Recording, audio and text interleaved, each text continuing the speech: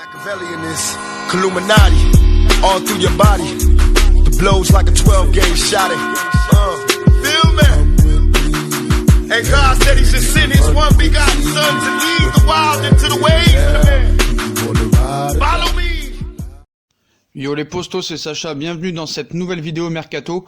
Le frère et l'agent d'Edinson Cavani sont à Madrid pour finaliser le transfert de l'Uruguayen. Si tout va bien, d'ici 24 heures, il devrait être un joueur de l'Atlético Madrid, un transfert estimé entre 15 et 20 millions d'euros. Donc Edinson Cavani est sur le point de rejoindre l'Atlético Madrid. Le PSG aurait déjà donné son accord. Le transfert pourrait être officiel dans les toutes prochaines heures. Le clan Cavani a pris position. D'autres clubs se sont intéressés aussi à Edinson Cavani, notamment Manchester United qui a voulu faire une offre express. On vous raconte tout ça. Donc ce lundi, Manchester United a contacté directement le clan Cavani. Voilà, Manchester United tente une opération éclair sur Edinson Cavani et vient de passer à l'action en discussion très avancée avec l'Atlético de Madrid pour signer avant le 31 janvier. Edinson Cavani est également chassé par Manchester United. Le club de Paul Pogba souhaite tenter sa chance et espère doubler les colchoneros en menant une opération express. Manchester United est passé à l'action ce lundi. Les dirigeants du club sont entrés en contact directement avec le clan Cavani ce jour afin d'évoquer sa situation et voir s'il est possible de faire quelque chose. Cavani aurait décliné. United a profité de ces échanges pour faire savoir à l'attaquant du PSG son intérêt pour une arrivée en janvier ou juin prochain. Edinson Cavani n'a pas ouvert la porte aux Mancuniens pour une arrivée cet hiver, et ce pour préserver ses chances de signer à l'Atlético Madrid à la fin de la semaine, ou pour optimiser un départ totalement libre à la fin de la saison de son contrat. A priori, il décline l'offre de Manchester United et espère une signature à l'Atlético Madrid. Par ailleurs, on a eu confirmation des informations au sujet de la visite médicale passée par El Matador dans la perspective d'un transfert. Apparemment, Edinson Cavani a fait part de son départ à ses coéquipiers du camp des loges et du PSG. Donc voilà, en quête d'un buteur aussi, United et Tottenham aussi ont multiplié les pistes pour renforcer leur secteur offensif. El Matador ne rêve que de l'Atlético Madrid et attend sagement que les deux clubs se mettent d'accord. Et le numéro 9 a déjà annoncé son départ à ses futurs ex-partenaires parisiens. L'entourage du milieu de buteur de l'histoire du PSG se veut assez optimiste quant au dénouement rapide de ce dossier et pense que le joueur portera les couleurs madrilènes en deuxième partie de saison. Donc voilà, Edinson Cavani est plus que jamais proche de l'Atlético Madrid en cette fin de mois de janvier. D'ailleurs, le clan Cavani a expliqué qu'il n'y aura pas de problème lors des tests médicaux. Voilà, il n'aurait pas encore passé officiellement sa visite médicale, ils auraient démenti. Son entourage a fait passer un message sur le sujet. D'après le clan du joueur, aucune anomalie ne devrait être décelée lors de ces examens où il cite « Vous pouvez être sûr qu'il n'y aura pas de problème lors des tests médicaux d'Edinson, il est en parfait état. » Depuis qu'il s'est remis de sa petite gêne musculaire qu'il y avait il y a quelques semaines, a expliqué une source proche d'Edinson Cavani. Voilà pour le dossier Cavani qui devrait se décanter dans les prochaines heures. Et on passe à son remplaçant maintenant. Le PSG n'a pas de contact avec Gamero, alors que le PSG étudie le marché pour éventuellement remplacer Cavani en cas de départ. Un retour de l'ex-attaquant du club n'est pas à l'ordre du jour. Le PSG n'aurait pas formulé d'offre non plus pour Paqueta ni Piatek. On ne prête qu'aux riches, surtout en période de mercato. Le PSG, malgré sa volonté de ne retoucher à aucun joueur de son effectif qu'à la marge, et au centre de nombreuses rumeurs en cette dernière semaine de mercato. Celle-ci concerne notamment l'attaque parisienne en cas de départ d'Edinson Cavani. La semaine dernière, plusieurs médias, notamment espagnols, évoquaient un transfert à Paris de Kevin Gamero qui évolue actuellement à Valence. L'international de 32 ans, 13 sélections, 3 buts, est un ancien de la maison et n'a jamais caché son amour pour le club. Le scénario était donc plutôt envisageable, même si l'âge du joueur et le fait que Leonardo ait œuvré à son départ en 2013 interroge. Dans les couloirs du club de la capitale, des sources se montraient très réservées en fin de semaine dernière. Une autre source proche du dossier assure même ce lundi que le joueur n'a eu aucun contact cet hiver avec le PSG. Même si le mercato peut réserver des surprises, il est extrêmement peu probable que ce retour se concrétise. Dans le même registre, les noms de Lucas Paqueta et Christophe Piatek ont été évoqués en Italie comme des possibles recours. Si le Brésilien est apprécié par Leonardo, le PSG n'a formulé aucune offre cet hiver. Selon une source proche de Milan, cette dernière indique aussi que le club de la capitale n'a pas manifesté son intérêt pour Christophe Piatek, estimé à 30 millions d'euros. Si le départ probable de Cavani se confirme, le suspense restera entier pour un éventuel successeur, tout en sachant que Pablo Sarabia et Eric Choupo-Moting peuvent servir de doublure dans ce secteur.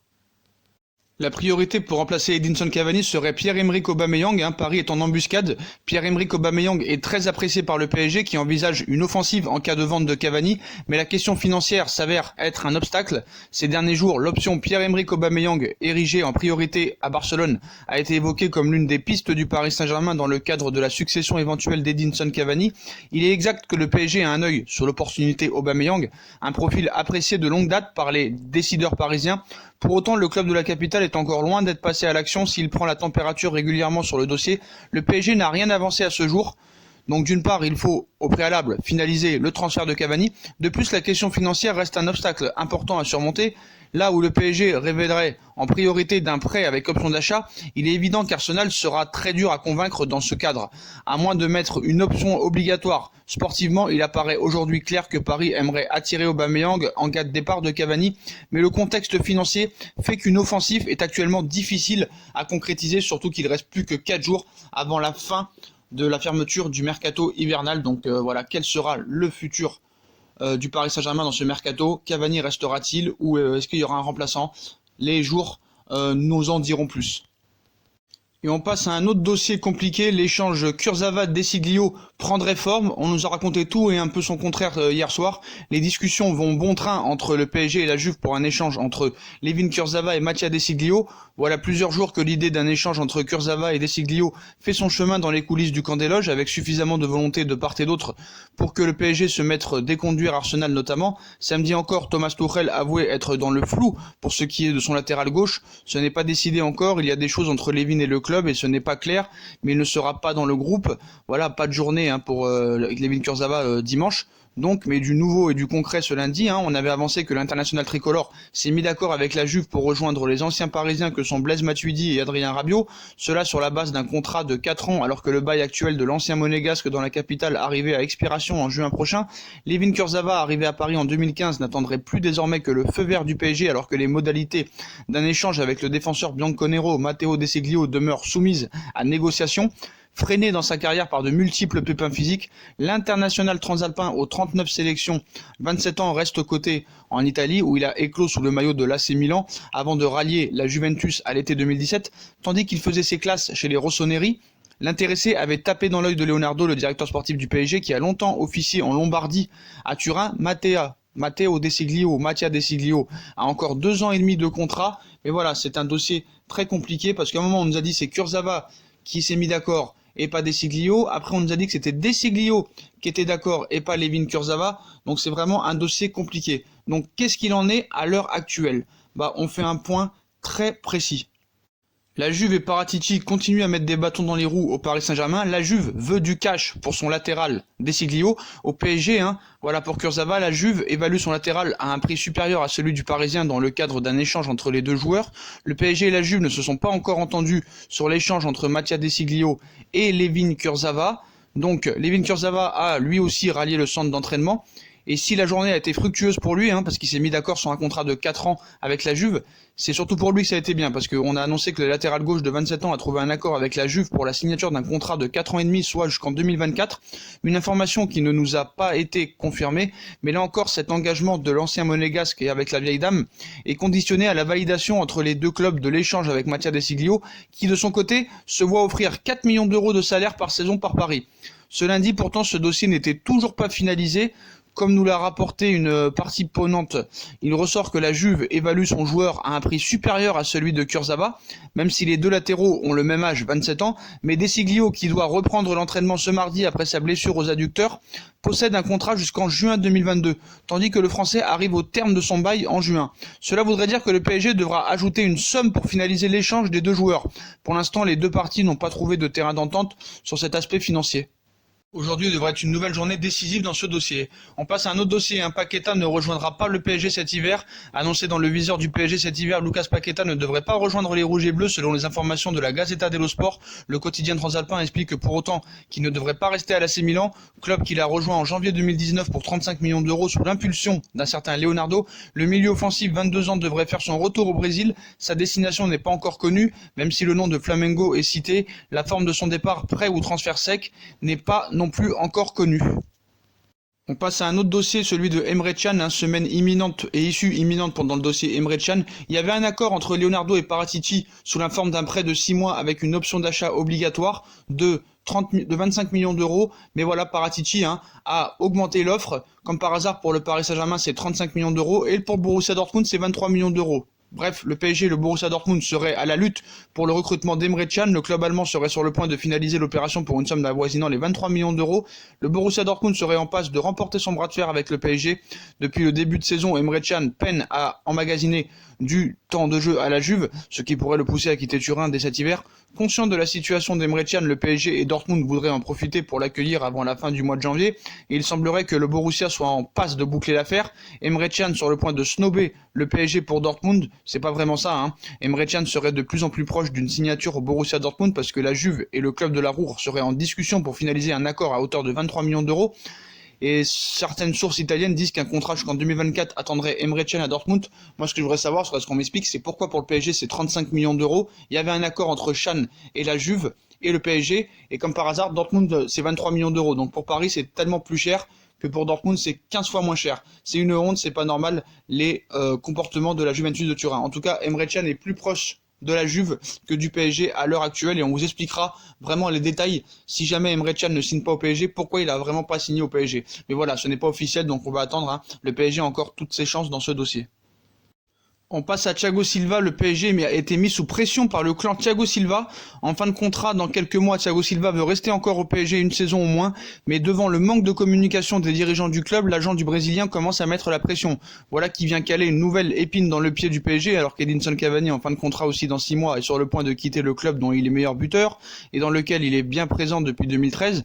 Une autre page pourrait bien se tourner en fin de saison, celle de Kurzawa. Il s'agit aussi celle de Thiago Silva. Le capitaine parisien arrive en fin de contrat, lui aussi au mois de juin, et si sa situation est moins tendue que son partenaire uruguayen ou français, il commence à se poser de sérieuses questions, à tel point que son agent met la pression sur la direction du club, où il cite: le PSG n'a pas encore sollicité Thiago, il a envie de rester mais il y a des limites. Si le PSG ne se manifeste pas, on prendra une décision. On ne peut pas attendre indéfiniment. Leonardo est un ami, mais je ne vais pas mendier un rendez-vous. Plusieurs clubs brésiliens et européens m'ont sollicité, mais on attend d'abord de parler avec le PSG. C'est là que Thiago veut continuer, il va respecter le club. On ne veut pas penser à un plan B, pas encore, a averti Paolo Tonieto, l'agent du joueur de 35 ans dans les colonnes de France Football. Voilà des déclarations qui jettent un certain froid, car même si Thiago Silva clame depuis un moment son envie de rester encore un peu plus dans le club de la capitale, le temps commence à presser selon lui. Présent au club depuis 2012, il s'est imposé comme l'un des cadres de l'équipe et même comme un symbole du PSG. Parfois discuté par son niveau et son manque de sérénité durant les années Emery, Thiago Silva est revenu avec un excellent niveau cette saison. La question d'une prolongation est redevenue légitime. La balle est désormais dans le camp de Leonardo.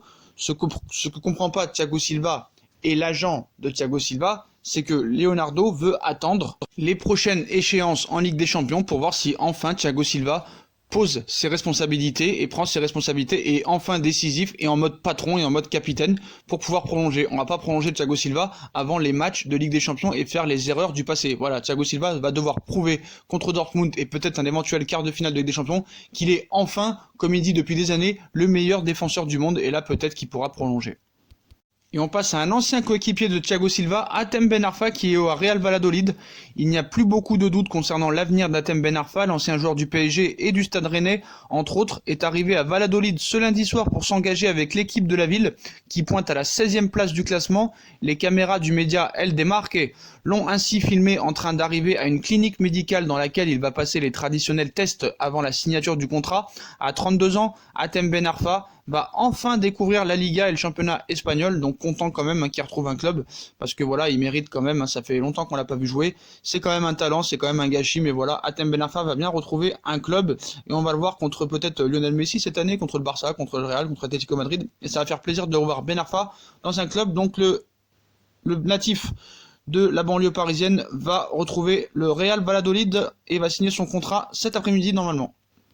Voilà les potos, voilà pour la fin de cette vidéo Mercato. Comme d'habitude, dites-moi en commentaire ce que vous pensez encore de toutes ces rumeurs et de toutes ces infos Mercato, l'échange d'Esseglio, Kurzawa, Edinson Cavani, Pierre-Emerick Aubameyang, la prolongation de Thiago Silva, Hatem Ben Arfa, Et les autres, voilà, comme d'habitude, hein, puis on like, on partage, on s'abonne, on active la petite cloche pour recevoir les notifications, on nous suit sur nos différents réseaux sociaux, Instagram, Facebook, Snapchat, Twitter, ainsi que sur Utip si vous voulez faire évoluer la chaîne en regardant les pubs gratuitement ou en faisant un petit don. Voilà les postos, je vous souhaite à tous une très bonne vidéo et à très vite pour une nouvelle vidéo les postos. Tchuss.